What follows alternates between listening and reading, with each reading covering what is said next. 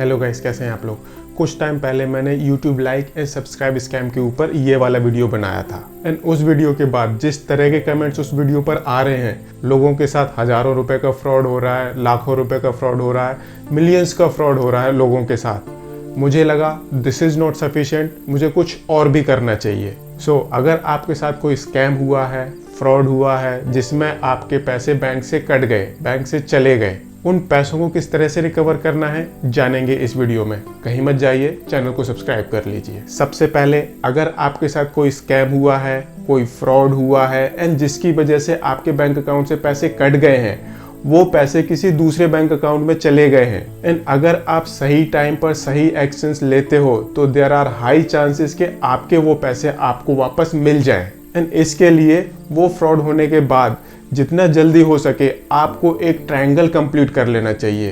क्या है वो ट्रायंगल, मैं आपको बताता हूँ। साइबर सेल, आपका बैंक अकाउंट जहाँ से पैसे कटे हैं एंड वो बैंक अकाउंट जहाँ पर वो पैसे गए हैं, आपको तीनों जगह कंप्लेंट करनी है, आपको तीनों जगह कांटेक्ट करना है। साइबर सेल में आप कंप्लेंट कीजिए, जितने कॉम्प्रिहेंसिवली आप डिटेल बता सकते हैं उतने कॉम्प्रिहेंसिवली डिटेल बताइए, जितने डॉक्यूमेंट्स, जितने स्क्रीनशॉट्स दे सकते हैं वो सारे उनको दे दीजिए। दूसरा है वो बैंक जहां पर आपका बैंक अकाउंट है। बेसिकली जब भी आपके अकाउंट से कोई पैसे कटते हैं तो आपके पास एक मैसेज आता है and most of the cases में लिखा होता है अगर आपने ये ट्रांजैक्शन नहीं किया तो इस नंबर पर कॉल करें। आप उस नंबर पर कॉल करें, सारी डिटेल बताएं, अपने बैंक में विजिट करें, वहां पर ये सारा मैटर बताएं एंड हो सके रिटर्न में कंप्लेंट दें। तीसरा, वो बैंक जहां पर पैसे गए हैं, आप उस बैंक की किसी भी ब्रांच में विजिट कीजिए, वहां पर आप सारा मैटर उनको बताइए। अगर आप ये तीनों एक्शन सही टाइम पर करते हैं एंड वो पैसे दूसरे बैंक अकाउंट में अभी भी पड़े हैं तो आपके पैसे मिलने के बहुत ज़्यादा चांसेस हैं। मोर देन 99% चांसेस हैं दैट आपके पैसे आपको मिल जाएंगे अगर आपने सही टाइम पर सही एक्शन लिया तो। एंड जो ये कंप्लेंट करने की विंडो है, आपको विद इन 72 आवर्स ये कंप्लेंट कर देनी चाहिए सब जगह। इस तरह के केस में आपके पास काफ़ी सारी लीगल हेल्प अवेलेबल होती है। अगर आप टाइम से कंप्लेंट करते हो तो आपके पैसे मिलने के बहुत ज़्यादा चांसेस होते हैं। आपने तीनों जगह कंप्लेंट कर दी, अब आपको चुपचाप नहीं बैठना, आपको टाइम टू टाइम फॉलोअप भी लेते रहना कि क्या हुआ। दोनों बैंक में जाओ, बार बार उनसे पूछो क्या हुआ, मेरे पैसे मुझे कब मिलेंगे। अगर आप 72 आवर्स के अंदर कंप्लेंट करते हैं तो आपके पैसे वापस मिलने के बहुत ज़्यादा चांसेस होते हैं। एंड इस तरह के केस में RBI की भी गाइडलाइंस है दैट जो भी रिसीविंग बैंक है जहाँ पर आपके अकाउंट से पैसे गए हैं, अगर आप वहाँ पर टाइमली कंप्लेंट करते हैं तो जो वहाँ पर बैंक मैनेजर होता है या फिर जो भी रेलेवेंट पर्सन होता है जो इस मैटर को डील करने के लिए ऑथोराइज होता है, वो किसी भी अकाउंट को फ्रीज कर सकता है। एंड अगर आपके पैसे किसी दूसरे अकाउंट में गए हैं एंड वो पैसे उस अकाउंट में पड़े हैं एंड वो अकाउंट फ्रीज हो गया तो आप निश्चिंत रहिए, आपके पैसे आपको मिल जाएंगे। एंड ऐसा हमने काफ़ी सारे केसेस में देखा भी है। ये तो एक तरीका था जिसके थ्रू अगर आपके साथ कोई स्कैम हुआ है, कोई फ्रॉड हुआ है जिससे आपके पैसे बैंक अकाउंट से कट गए हैं, वो पैसे आपको वापस मिल सकते हैं। प्रैक्टिकली क्या होता है मैं आपको बताता हूँ। सपोज आपके साथ कोई स्कैम हुआ है, कोई फ्रॉड हुआ है, आप अगर सीधे सीधे पुलिस स्टेशन में जाओगे कंप्लेंट करने, आप साइबर सेल में फ़ोन करोगे तो वो आपकी बातों को इतना सीरियसली कभी नहीं लेते। पुलिस वाले तो इनफैक्ट आपको वापस ही भेज देंगे, वो आपकी कंप्लेंट भी नहीं लिखेंगे। अगर आप अपने बैंक में जाओगे, वहाँ पर भी मोस्ट ऑफ द केसेस में आपकी कोई भी बात नहीं सुनेगा। एंड अगर वो बैंक सरकारी बैंक है तो हो सकता है आप इस काउंटर से दूसरे काउंटर पर जाओ, तीसरे काउंटर पर जाओ, आपके साथ यही चलता रहेगा। एंड जो रिसीविंग बैंक है वहाँ पर भी आपको कुछ इसी तरह का रिस्पॉन्स देखने को मिलता है। सो बेसिकली इस तरह के केसेस में जिसके साथ फ्रॉड हुआ होता है उसके पैसे practically most of the cases में वो वापस नहीं मिलते। रीज़न क्या है, जो भी इन्फोर्समेंट एजेंसीज हैं, जो भी बैंक्स हैं, उन्होंने आपकी कंप्लेंट को सीरियसली नहीं लिया। ये मैं आपको प्रैक्टिकल सिनेरियो बता रहा हूँ। इनफैक्ट क्या क्या देखने को मिला है, सुनने को मिला है दैट अगर किसी के साथ फ्रॉड होता है, वो पुलिस स्टेशन में जाता है कंप्लेंट करने, तो वो उसे और झाड़ मारकर वापस भगा देते हैं कि भाई क्या कर रहा था, ऐसा फ्रॉड कैसे हो गया, तुझे ध्यान रखना चाहिए था। वो कोई कंप्लेंट नहीं लिखते, वापस भगा देते हैं। ऐसे ही बैंक के साथ होता है, वो खुद बताते रहते हैं ये देखो हमारे साथ खुद फ्रॉड हो गया, हम क्या करें, पैसे आपके नहीं मिलेंगे, चुपचाप आप वापस चले जाओ एंड अपने काम पर ध्यान दो। इस तरह की बातें बोल बोलकर वो आपको कंसोल करते हैं, वो आपको कन्विंस करते हैं कंप्लेंट करने की कोई ज़रूरत नहीं है, अब जो फ्रॉड होना था वो हो चुका, नाउ अब आप अपने काम पर फोकस करें। ये प्रैक्टिकल सिचुएशन है जो मैं आपको बता रहा हूँ। आपको क्या करना चाहिए इसके रिस्पॉन्स में अगर ऐसा कुछ होता है तो? अब पैसे तो आपके गए हैं, आपको ही एफर्ट डालने पड़ेंगे अपने पैसे वापस लेने के लिए। सामने वाला बंदा, सामने वाली अथॉरिटी वो किस तरह से रिएक्ट करते हैं वो तो उनका नेचर है। पैसे तो आपको चाहिए वापस, तो एफर्ट्स भी आपको ही डालने पड़ेंगे।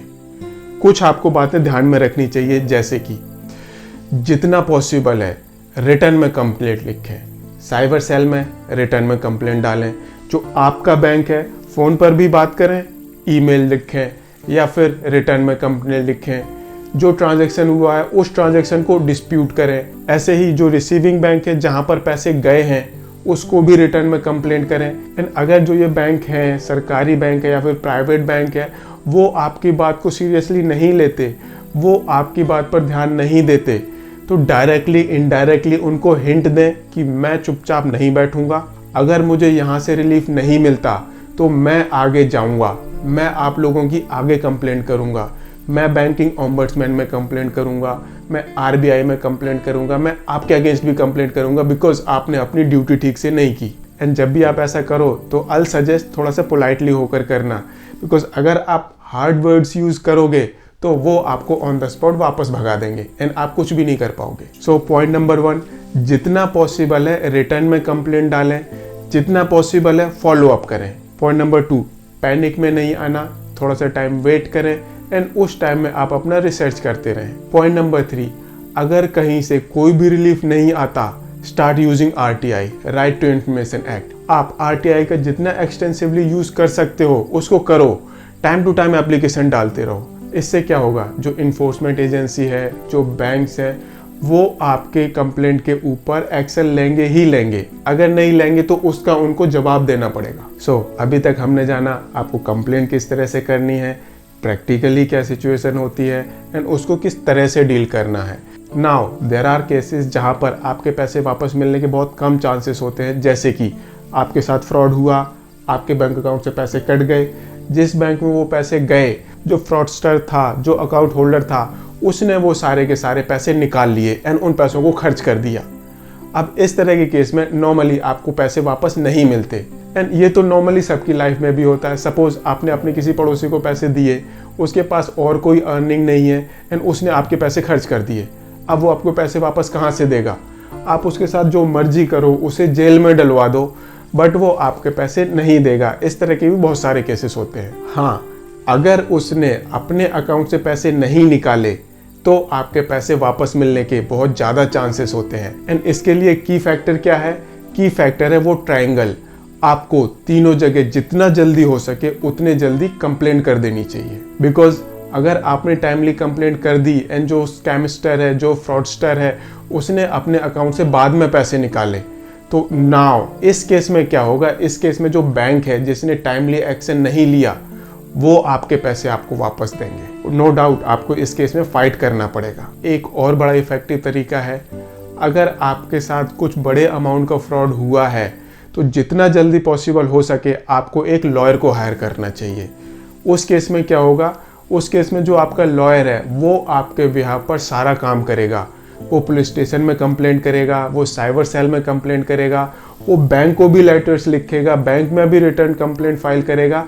एंड अगर कोई लॉयर इस तरह का काम करता है तो उस केस में जो इन्फोर्समेंट एजेंसी है, जो बैंक है, वो ज़्यादा अच्छी तरह से काम करते हैं, वो उस कंप्लेंट को ज़्यादा सीरियसली लेते हैं, बिकॉज अब उनको पता है अब हम लॉयर से डील कर रहे हैं, अगर हमने कोई गलती की तो ये मैटर तो आगे तक जाएगा ही जाएगा। सो अगर अमाउंट सिग्निफिकेंट है, आप लॉयर की फ़ी पे कर सकते हो, तो आई सजेस्ट जितना जल्दी पॉसिबल हो सके लॉयर से कंसल्ट करो एंड कंप्लेंट फाइल करो एंड अकॉर्डिंगली लीगल एक्शन लेते रहो एंड फॉलो अप करते रहो। आपके पैसे रिकवर हो जाएंगे, इसके चांसेस काफ़ी ज़्यादा होंगे। ये कुछ तरीके हैं जिसके थ्रू अगर आपके साथ कोई फ्रॉड हुआ है आप अपने पैसे वापस रिकवर कर सकते हो। अगर वीडियो पसंद आया हो इसे लाइक शेयर जरूर करें एंड चैनल को सब्सक्राइब करें। Thank you.